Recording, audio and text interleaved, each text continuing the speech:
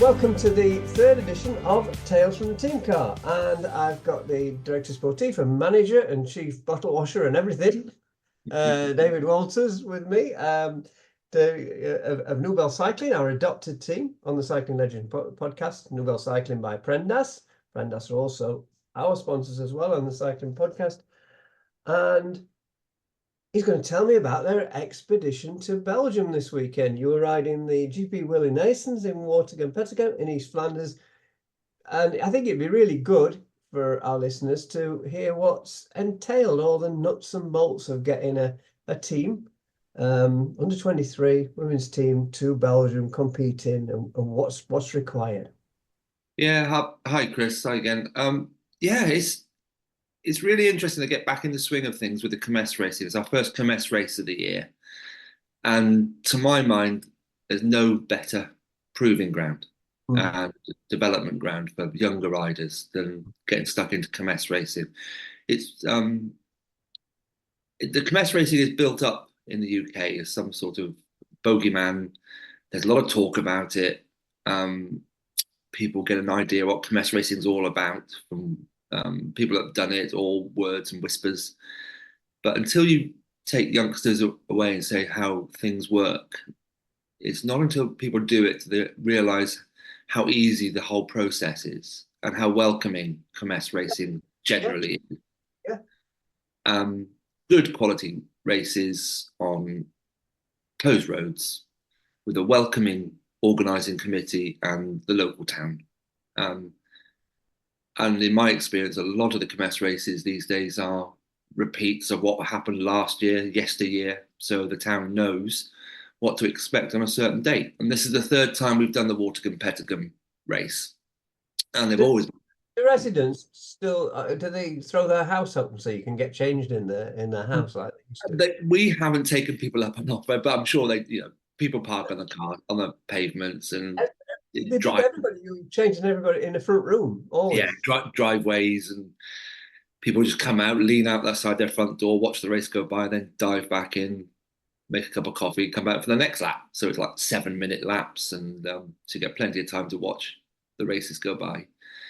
But Barry say that a lap length is the length of a beer. Because they've got a chance to get a beer, stand out, watch the riders pass, drink the beer, get back, get another one ready for the next lap. That's a lot of beer in 18 laps, isn't it? It was Belgians when it was racing.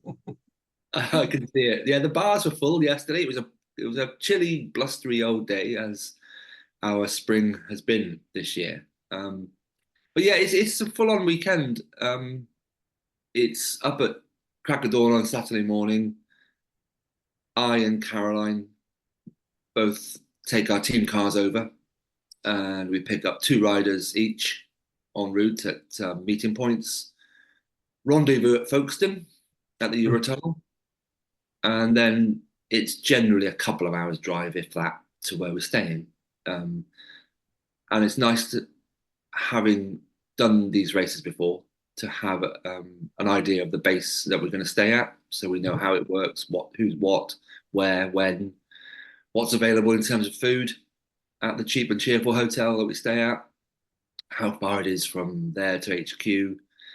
So it's literally getting organised in advance by registering on the Cycling Vlaanderen website for the race, pre-enter there, dive over to Flanders on the Saturday afternoon, get changed, go for a ride, stretch the legs, and hopefully not get caught in any hailstorms, rain, which we haven't managed to do yet this year. It's filthy weather everywhere. And then chill out in the evening, chat about the race for a little bit, not too much, and then talk about everything else, have dinner. And kermesse racing usually is an afternoon event. Yes. On a Sunday, the weekends. Yeah. So there's a lot of unusual for us hanging around in the morning. Yeah. So that needs getting used to for the riders. And also, there's practical things like getting food in. When to eat before the race. Yeah. What time does it start now? 3 o'clock we were kicking off yesterday. Yeah. It was quite nice because as we left the line, the town clock chime 3 as Yeah. it went, which was very well timed by the organisers. So it's a little bit of hurry up and wait in the morning, Mhm. get ourselves ready, but then it's dive down to the HQ, sign on with everybody else, looking sheepish, all the Belgian riders, the Dutch riders, all looking very determined. A few people we know Yeah. down at the race, which is nice. A few people from old friends and contacts we haven't seen for a while. And then, ridiculous as it might seem, they start to line up 25 minutes before the race Yeah. starts. But you need to So, get off early.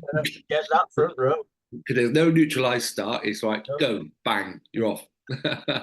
So it's all part of the scene. So it's do the race, and I'll come into that in a minute, and then it's pack up, dust yourself down, go back to the HQ, hand your number in, and Get your then deposit back. You still have to go to deposit on the numbers. well, what we do, they charge us €17 to enter per rider, Yeah. and you get €5 back when you hand your number back. That's right. So for €12, you get a 2.25 hour, 2.5 hour race on closed roads. Marvelous. Can't beat it. Can't beat it. Quality racing, quality riders. And then it's jumping on in the cars, belting back up to Calais. We came across delays at border control yesterday evening. They were sort of, it seems to be on a go through every process, ask every car a few questions. So every car was taking 3, 4, 5 minutes. So it's just a long traveling process. Yeah. Back home at 1 o'clock this morning. But packing in a great weekend's racing and fun as well. We had a lot of fun this weekend. And that's what we've always said to the girls, isn't it? That's the ethos of the team. Get in love with cycling. And not necessarily talking about cycling. In fact, it's nice when you're not talking about cycling because we do enough of that. And the average age of the squad we took over this week was 19 and a half. Oh, wow, Craig. That is the youngest team I've ever been involved in. And it's a brilliant starting place for a really young squad because this is a really nice race. The Waterton Pelican race is a really nice flowing circuit, really welcoming hosts. And it's a great place to start. So having 19 and a half year olds as an average age, that's very young, but the learning curve is great. So in the race itself, yesterday, we had Alicia, B, Erin, and Freya. And an Aussie, a New Zealander, and two Brits. Two Yorkshire. Two Yorkshire girls. Yeah. And it was full on. It was as it should be. It was as expected from the gun go. Then it settles down. It was blustery all day. It was quite windy in the longer section of the course, the longer leg. It's a 5K-ish circuit. So there's a bit of a headwind on the exposed section, but then tailwind through the town. So they're clipping their way through the town, which always looked good in the town centre surface. Yes. Really nice. And they're belting through there. And, excuse me, a team from America rocked up, LA Sweat. Oh, right. Criterium specialists from the States. Yeah. And they did a really good job of controlling the race. They sent a rider up the road early, 3 or 4 laps into the race, built a lead with a rider from Multum Accountants, and they controlled the front of the bunch. There had 4 riders doing their thing. Really good to see. Really nice tactics played out by them. And the gap was coming down. Alicia was active on the front. Freya and Erin right in the mix. Riders being spat out the back every lap. Getting caught out in crosswinds and so on. And 97 started. 46 finished in the lead group. The 2 riders actually stayed away by 7 seconds. The bunch hunted them down and made a really good finish of it. It was that would have looked great on TV. That Yeah. that would have been. It's just one of those 1 minute gap with 10 kilometers to go Yeah. scenario. Yeah. And they stayed away, and the American girl won it. And Wow. fair play to them. They deserved that because they were the dominant team in the race. Um, the sprint, as often the case, is a little bit messy. Mhm. And if you're not going for a top 15-ish positioning, best thing to do is to not get mixed up in it all. Yeah. So Erin rolled in 45th and Alicia 31st. Right. And Freya got distance with about 6 kilometers to go off the back. Just went into the red one too many times. And Yeah. but she had a Yeah. great race, Freya. That was really, she's middle of exams at the moment, middle of exam prep. And you would probably be a bit more unfamiliar with positioning and everything, because positioning is everything in those crosswinds and kermesses. It is. It's fighting for your place, holding it in the first 10, but not doing any work. Yeah, it's expending your energy wisely, isn't it? But also it's the first of the season for Yeah. us. It's a whole new scene for Freya and Erin. It's their And it's first. another level, isn't it? Yeah, it's great. It just learns so much, but they take a lot of confidence out of the fact that they deserve to be there. Mm. Yeah. They, Well, the 44th in the top 44 in the finishers. lead group Yeah.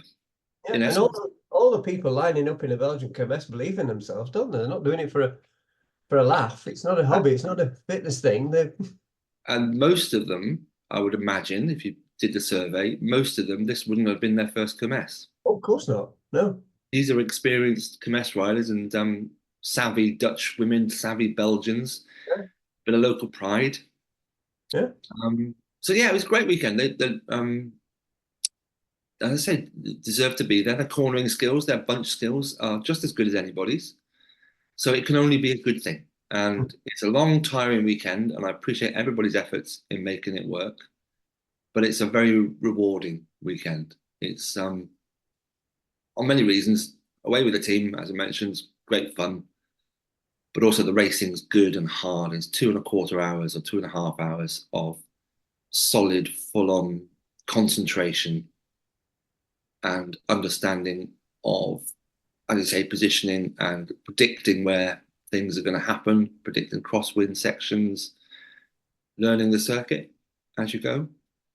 And it's a great proving ground. Recommend kermesse racing to any aspiring rider. It's a university, isn't it, of itself? It's a module of the University of Cycling. It's so much to be learned there, and so many skills are applicable to every other kind of racing, track, road, everything. Everything, yeah. And we're going to be heading out and doing a fair few of these over the course of the year. And then there's a couple of longer races, what they call inter-club races, which are on a generally longer circuit of around 10 to 12 kilometers, as opposed to 5 to 6, and a few more kilometers in total length, sort of 100 to 110k. Mm-hmm. So we would do a couple of those. We're invited into a couple of those, which are open to everybody, bar continental teams and world tour teams. So it is very much our peers. It's where we should be. That's our level, and great development place. And people are really nice to teams to come up. Yesterday was, thanks for coming. Where have you come from? They're very interested in the Aussies. They're very interested in New Zealanders. What's the weather like? B was asked in New Zealand at the moment, because everybody's wrapped up warm in Belgium yesterday.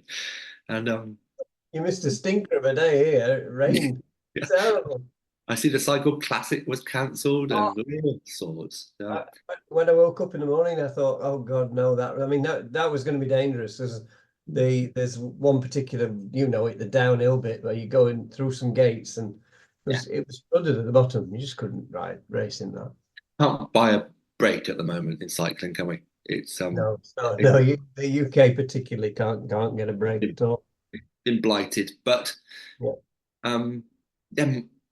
kermesse experience is a very tiring experience.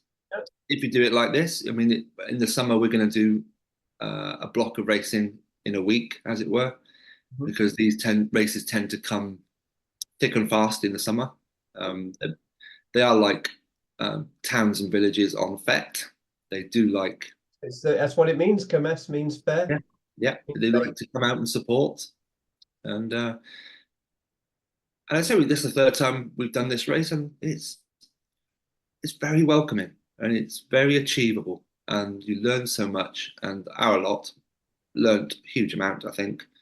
Alicia has done a few kermesses before last year in Belgium, so she knew what to expect more, and she rode like she knew what to expect more. Um, Mm. she was very active at the front, constantly at the sharp end.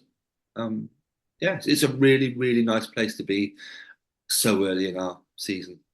It That's can only great. do, it can only do good. So what's next? Lincoln Grand Prix, Wow. I'll be and able to.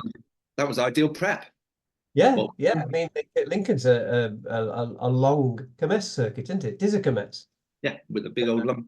with a big hill in it. But I mean, there's a kermesse at Gerardsberg, and Mm, traditionally it goes mm, up the. It's just like Lincoln. yeah. So we've got Lincoln Grand Prix, and then we're off to do another race in Belgium, a 2-day race, one of the interclub races I mentioned, Yeah. the Vermaak Cycle Project 2-day. The organizer Frans Verbeek, kindly, getting some old names there, aren't you? Frans Verbeek's clothing company, or yeah, his sons now, Mark Verbeek. yeah. And it's the only stage race they have in their interclub season, and the Right. organisers invited us in. Mm. Um, it, very grateful and happy to do so. So is it taking what we've done and just keep growing it, keep developing it, getting really, really good at doing the basics well, and Right. and really getting stuck into it, because there's a lot of stresses around racing. Mm. So if we can enjoy what we're doing and keep plugging away on what we're doing, Mm. things will all start to gel as they are. And our target races are second half of the year. So Mm. this is a deliberately planned out way of entering the season for us. And also, there's things that we know. There's a lot of positive things happening behind the scenes that we won't talk about now. You'll be able to talk about later when they're more concrete with the Yeah. team. But the future's looking very good. Yeah, Uh, so it's all part of a process, isn't it? Again, for us, behind the scenes, it's part of a process as it is for going racing. If we can just put things in place, we're and having a team psychology meeting tonight, aren't we? To yeah, it's discuss. really it's another whole new avenue to having a full service team, if you want to use that phrase. Dr. Laura Carey is kindly offered to um, be of assistance, be there as support. Hmm? But it's really important that, to me anyway, that a sports psychologist isn't there just when things go wrong. Oh no, I mean, it's to Uh, prevent things going wrong in many. It's like a physiotherapist should be there to mm, pre-condition, not to recondition. yeah, yes, that's good. Yes, good way of putting it. Really good way of putting it. So we have a little workshop, online workshop. Yeah, Um, really interesting part of our sport, yeah, fascinating part of our sport, and it's to have Laura and her colleague Haley there at the start of it all can only be a benefit as we grow the team and we learn how each other operates, um, and our needs, our wants, our dislikes yeah. in a nice way, that we can open up and say, right, don't talk to me before races for 10 minutes, please. Just leave me alone. Or the opposite. All these little things that we might not be um, obvious to those in support networks, but are obvious to the group. I Um, can really appreciate that as a journalist working on races. There are some people who want to talk, yeah, and some people you can be your best friend, and they don't, mm, mm, not even to try. yeah. Um, And people prepare for races the last hour before racing, every different way mm, you can think. Some and you people have to just like respect that. chatting away all Yeah. the time. Mm. Um, some people like to just be doing their thing away from everybody else. So Mhm. that's not the time to have any chat about racing. No, To you my don't have a deep conversation about racing. It was, you, yeah, that's where being a chameleon in any sort of support structure yeah, really helps. But also having the experience to say, right, well, that person I know likes this. But it's also nice getting Laura involved, because it brings out the conversation from a third party Yeah. who aren't away every weekend or Yes. thereabouts. Somebody who is involved, but not on a day-to-day level, if that makes sense. Mhm. And it's fascinating conversations. Her experience is brilliant in all sorts of sports, at all sorts of levels. And I find it fascinating and instructive and insightful. So it can again, it can only be good. It's all part of growing what we're trying to do. A full service offering for Mhm. everybody involved. It's not Mhm. just about the riders. It's you and it's me. It's Caroline. It's Laura as well because she's learning stuff about team dynamics within our sport. And it can only be good for people that want to get involved with our team as well. Because Brilliant. Yeah. Yeah. we're doing things. We're doing things that need to be done. Yeah. And I think that's very attractive to sponsors, and we've had some really positive feedback already. Yeah. From Mitchell Moores and from Prendas and everything. Well, we'll reconvene one of these after the next race, after Lincoln. I've been But told the weather's turning. I've been told, in time for Lincoln. in time for Lincoln. Yeah, I mean it's supposed to, isn't it? I mean, because it's absolutely freezing. Yeah. Yesterday here was the rain. You know, you shouldn't use the word biblical, but it Yeah. was. I mean, It was I, ridiculous. I do like cycle sport in the summer. Yeah, It's fine in the spring and in the harsh conditions, but I actually quite like it when the weather doesn't play a factor in I, I racing. I think the season should stay in their place, and it's all right. March and April, first part of Yeah, April, yeah, Paris-Roubaix, Tour of Flanders, and yeah. then it should get warm because it's the Giro d'Italia, for God's It sake. is. It's Italy. It's all happening now. Yeah. There's blossom on the trees blowing in the That's breeze. right. And Romandy's been awful. Yeah, But then Romandy often is, isn't it? I was looking at some pictures of Bernardino sort of grinding everybody into the dust in a wet, horrible day in Romandy. And you can see he was just doing it out of spite. He just wasn't happy because he had to ride in the rain. exactly. And he wanted to So get home quicker, get a shower quicker. everybody was gonna suffer.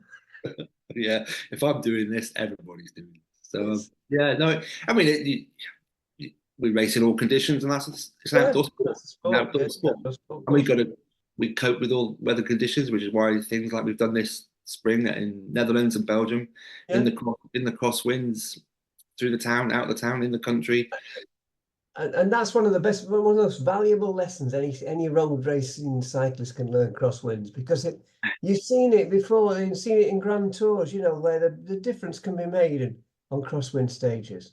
Yeah, yeah. It's just such a skill, and if you haven't got it, it really, you've not got a full quiver of arrows, have you?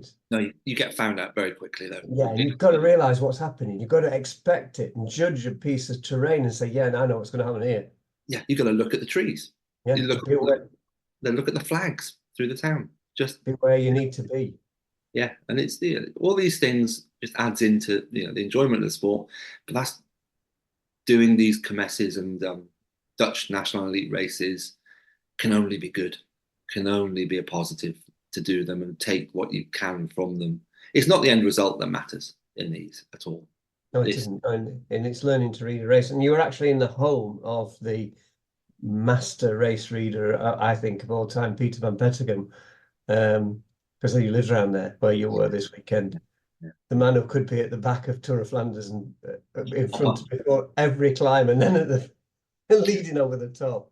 Yeah, it's no wonder foreign riders come in and just pitch themselves up into Ghent, Oudenaarde, Yeah, Waregem, all around there, and just go off and do their thing. Andre yeah. Chmil, that was Andre Chmil's region. It was. That's where he lived. Yeah, I can remember being with Peter van Petegem on the bike and saying, "You see the cooling towers across there? If the wind's blowing that way, you've got to be on that side of the road, and if it's going this way, you don't have to be near the front. You can sit at the back." Yeah, yeah. It's a fascinating place to go and race your bike as well from a team manager's perspective. And it's an enjoyable place to visit anyway. But I mean, I wouldn't like to do it as a cyclist anymore because I've got an addiction to their beer. Yeah, it's, and the girls, the team are learning about the culture of Yeah. of Belgian racing, and there's the stories of bookmakers. Yeah, well, yes, we've had Shelley Versus on the podcast telling us about how she ran the West Flanders gambling ring. Yeah, I wasn't at the bar yesterday watching what was going on, but I'm sure there were a few euros going on whether the break would stay away or not. Fair play, good fun. Good fun. And the preems that were going every 2 laps, 50 euro a preem, 2 girls up front. Fair, they had a good payday, didn't they? They had a really good day out. And the American girl that won it, I don't know whether they shared the preem over each line every time. I wasn't at the start line, but makes sense. Yeah, stay away, share the preems, and then best woman wins at the end of the day. And the American woman who won it, they were away for the majority of the preems, and she won the overall. So that's a nice night out for the team, isn't it? Well, it used to be cash payments as well. Is it still cash? Yeah, still is. Pay your entry in cash. They dole out the winnings in cash. And having done a fair few of these now, it's pointing out to the newcomers, as it were, how relaxed the whole scene is. Oh yeah. How easy it is just to go and be helped out. Where do I sign on? Where do I return my number? Where's the change of rooms? Like you said, well, go knock on that door. Let you in. It's just like, it's great fun. It's tiring. It's a long weekend if you do it one hit, but it's a really nice way to go and ply your trade. And to the Yorkshire girls, did they have to drive back up to? They went back halfway and kipped over, and then completed the journey this morning. Okay. Well, thank you very much. We'll reconvene after another Tales from the Team Car after the Lincoln Grand Prix. Yes, we will. Thank you.